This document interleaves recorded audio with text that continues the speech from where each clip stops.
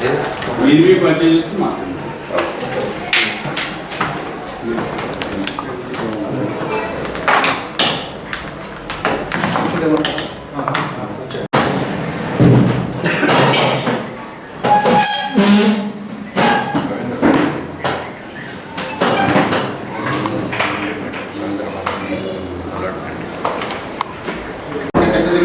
హైదరాబాద్ కి కరీంనగర్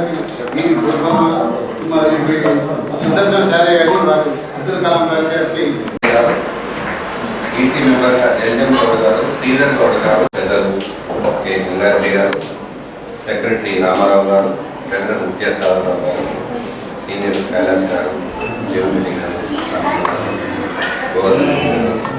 ఇతర కరస్పాండెంట్ అందరికీ నమస్కారం. పత్రికా మిత్రులకు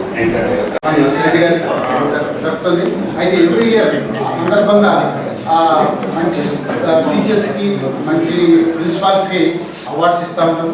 దాన్ని lead India best teachers awards అని ఉంటాయి. తర్వాత మీరు కూడా కొంచెం మాట్లాడారు. చేసిన మిత్రులందరికీ నమస్కారాలు. నేను వాస్తవంగా గత సంవత్సరం టర్మ్లో కూడాను మీకు బహుశా తెలిసి ఉంటుంది, నేను ప్రయత్నం చేశాను ఎమ్మెల్సీకి. అప్పుడు గ్రాడ్యుయేట్స్ ఎమ్మెల్సీకి నేను ట్రై చేశాను. అయితే దీనికన్నా ముందు నాకు ప్రత్యేకంగా నా పర్సనల్ కూడా మీకు చెప్పాల్సిన అవసరం ఉంటుంది. నేను ఇక్కడ దగ్గరే ఈ జిల్లా వాస్తవంగా నాది జగిత్యాల జిల్లా. ఇక్కడ మా గ్రామము గోపాలరావుపేట కొడిమేల మండలం. అయితే నా విద్యాభ్యాసం కూడా నమలకొండ పూడూరులోనే జరిగింది. తదుపరి స్కూలింగ్ తర్వాత నెక్స్ట్ కరీంనగర్లో ఇంటర్మీడియట్ అండ్ డిగ్రీ చేయడం జరిగింది. తర్వాత పీజీ ఎంఏ చేశాను. బీఈడి కూడా బసప్ ట్యాంక్లో చేశాను. ఆ తర్వాత నెక్స్ట్ నేను స్కూల్ పెట్టుకోవడము, ఆ తర్వాత మధ్యలో కాస్త వేరే 3-4 ఇయర్స్ జాబ్ చేశాను. ఆ డిపార్ట్మెంట్ పిఎన్టీ ఆ జాబ్ చేస్తూ అందులో కూడా ఆర్గనైజేషన్లో ఒక యాక్టివ్గా ఉంటూ స్టేట్ ఆర్గనైజర్గా కూడా పనిచేసి కొద్ది రోజులు ఆ తర్వాత రాజీనామా చేసి మళ్ళీ స్కూల్ పెట్టుకోవడం, స్కూల్ ఫీల్డ్కి రావడం జరిగింది. స్కూల్ ఫీల్డ్లో నా అరంగేట్రం 1986 టు నేటి వరకు ఇంచుమించు 39 సంవత్సరాలు ఈ పీరియడ్లో ఈ స్కూల్ ఫీల్డ్లోనే నేను ఉన్నాను. నాకు దాదాపు ఒక 4-5 స్కూళ్ళు కూడా ఉంటాయి. At the same time BEd college ఉంది, డిగ్రీ కాలేజ్ ఉంది. అయితే వీటితో పాటుగా ఈ 1986లో పెట్టినప్పుడే ఒక చిన్న సమస్య ఉత్పన్నమైంది. అప్పుడు ఆ పరిస్థితుల్లో ఎలా ఉందంటే స్కూల్ పెట్టే ముందు ఒక పర్మిషన్ తీసుకోవాలి, జీవో 16 వచ్చింది దాని ప్రకారం. అప్పుడు అందరినీ స్కూల్ మూసేయాలని చెప్పేసి నోటీసులు రావడం. అప్పుడు అందరినీ కొత్త దాదాపు ఇంచుమించు ఈ ఉమ్మడి జిల్లాలో ఒక 200 స్కూళ్ళు ఉండడం, అందరు కలిసి ఏకమవ్వడం. మరి ఎట్లా దీన్ని ఈ సమస్య నుంచి బయటపడాలి అని ఒక సంఘం ఏర్పాటు చేసుకొని అప్పుడు యునానిమస్గా అప్పుడు నేను జనరల్ సెక్రటరీ తిరుపతి సామని అతను కరీంనగర్, ఆయన ప్రెసిడెంట్, నేను ప్రెసిడెంట్, ఆయన జనరల్ సెక్రటరీ, ఇంకొక అతను ట్రెజరర్, ఒక అతను పెట్టుకుని బాడీ ఫామ్ చేసుకుని నేను వైస్ ప్రెసిడెంట్గా ఉన్నాను. ఆ తదుపరి కొన్ని యాక్టివిటీస్ స్టేట్ ప్రెసిడెంట్గా జనరల్ సెక్రటరీ చేశాను. ఆ తర్వాత డిస్ట్రిక్ట్ ప్రెసిడెంట్గా కూడా కొన్ని పనిచేశాను. నెక్స్ట్ ఇప్పుడు తదుపరి ఏదైతుందో ట్రస్మా చీఫ్ అడ్వైజర్గా ఇప్పటికీ కూడా ఉన్నాను. తర్వాత ఒకటి private schools and children welfare association అని జాతీయ స్థాయిలో ఒక ఆర్గనైజేషన్ మాకు ఉంది, దానికి నేషనల్ వైస్ ప్రెసిడెంట్గా ఉన్నాను.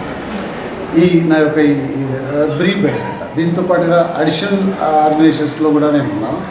ఇప్పుడు ఒకటి డిస్టిక్లో జూడో ఒక యాక్టివ్ మార్షల్ ఆర్ట్స్ ఒకటి జూడో అసోసియేషన్ ఉంది, దానికి నేను డిస్ట్రిక్ట్ ప్రెసిడెంట్గా. తర్వాత స్టేట్ వైడ్గా కూడా ఒక ఆర్గనైజేషన్ ఉంది, దానికి స్టేట్ వైస్ ప్రెసిడెంట్గా పనిచేస్తుంది. ఉంటుంది ప్రెస్టీజియస్ అవార్డ్స్ కాబట్టి ప్రోగ్రామ్ ఎవ్రీ ఇయర్ మేము చేస్తూ ఉంటాం. దానికి వారే అధ్యక్షులు. దానికి నేను ఎప్పుడైనా మేము ఎవ్రీ ఇయర్ ఒక యాక్టివిటీ చేస్తాము, దానికి చైర్మన్. ఇటు ఈ యాక్టివిటీస్లో ఉంటూ మా స్కూల్స్ తర్వాత కాలేజెస్ నడుపుకుంటూ ఇంతకాలం మేము చేస్తూ, తర్వాత వివిధ జిల్లాలతో కూడా నాకు ఉన్నటువంటి అనుబంధం, ఈ ట్రస్ట్తో ముఖ్యంగా నాకు ఉన్నటువంటి సంబంధము, ఇలా నా యాక్టివిటీ, నా ఇన్వాల్వ్మెంట్ ఇవన్నీ దృష్టిలో పెట్టుకొని గతసారి అంటే 2018లో కూడా నేను ఒక ప్రయత్నం చేశాను. అప్పుడు ఎందుకు ఆ ప్రయత్నం చేయాల్సి వచ్చిందంటే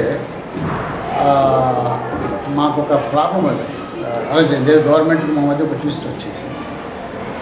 ఆ సమయంలో కూడా మాకు మేము అడిగిన డిమాండ్ ఇప్పుడు ఈ తారీఫ్ ఎలక్ట్రిసిటీ తారీఫ్ ప్లస్ కొన్ని డిమాండ్స్ చేస్తే సాల్వ్ చేస్తానని సాల్వ్ చేయకపోగా ఈ బిల్డింగ్ ట్యాక్సెస్ అవుతాం ప్రాపర్టీ ట్యాక్సెస్ కమర్షియల్ చేశారు.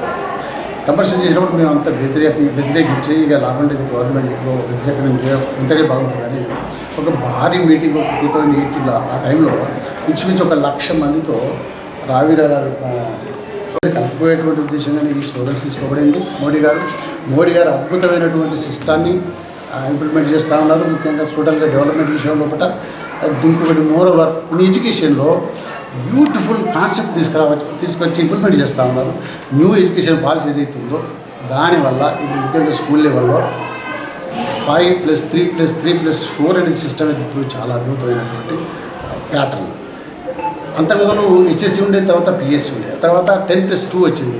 ఎప్పుడైతే 10+2 వచ్చిందో మీరు గమనించండి మిత్రమా, ఇంటర్మీడియట్ వచ్చిన తర్వాతనే మొత్తం ఎడ్యుకేషన్ ఎంత కమర్షియల్ అయిందండి. పాపం పిల్లవాళ్ళు 10th కాగానే ఒక 2 years ఎట్లా చేసిన కొడుకుని డాక్టర్ చేయాలో ఇంజనీర్ చేయాలో కొంత గొప్పవాడు చేసుకోవాలని చెప్పేసి పొలము పుట్ర ఆవు అది ఇది ఏమైనా బర్రెలు ఉంటే కూడా అమ్ముకొని ఆ సంవత్సరానికి 1,50,000 2 లక్షలు 3 లక్షలు ఒక 2 నెలలు కష్టపడుతున్న 4-5 లక్షలు పోతపాయ అనుకొని ఏం చేస్తున్నాడు, ఒక మంచి వాడు ఐఐటి అంటాడు, మంచి నీట్ అంటాడు, ఏదో అంటాడు. కాబట్టి వాడు నాకు ఏదైనా ఆశ ఉంటుంది వానికి. ఈ కార్పొరేట్ వ్యవస్థ బాగా విస్తరించింది ఆ సిస్టమ్ వల్ల, ఇంటర్మీడియట్ రావడం వల్ల. కానీ ఇప్పుడు ఈ సిస్టమ్ వల్ల 5+3 5 అంటే nursery, LKG, UKG, first class, second class, next 3 3rd 4th 5th, next 3 6th 7th 8th, next 4 9th 10th 11th 12th. ఈ 9th 10th ఇంకొక బెనిఫిట్ ఉంటుందండి. 9th 10th 11th 12th ఏదైతే ఉందో ఇంటర్మీడియట్ కూడా తీసుకొచ్చి కలపడం మూలన సదుపాయాలు పెంచాలి, ఫెసిలిటీస్ పెంచాలి, ల్యాబ్స్, లైబ్రరీస్ అన్ని ఫెసిలిటీస్ పెంచాలి. ఈ 10th 11th 12th పిల్లగాళ్ళకు ఏదైతే బెనిఫిట్ అవుతున్నారో ఏ ఫ్యాకల్టీ అయితే చెప్తుందో వాళ్ళు 9th 10th వాళ్ళకి కూడా చెప్పాలి. కాబట్టి ఈ హై స్కూల్ పిల్లలకు కూడాను బెనిఫిట్ అవుతుంది. రెండోది పేరెంట్ కూడా చీప్ అయిపోతుంది. ఏదో రెగ్యులర్ ఫీజులో 40,000 50,000 తీసుకుంటాం మేము, 30,000 40,000 50,000 తీసుకుంటే దానికన్నా ఇంకొక 2,000 3,000 4,000 5,000 ఎక్కువ ఉంటుంది. 11th అయితే 12th అయితే ఇంకో 4,000 5,000 ఎక్కువ ఉంటుంది.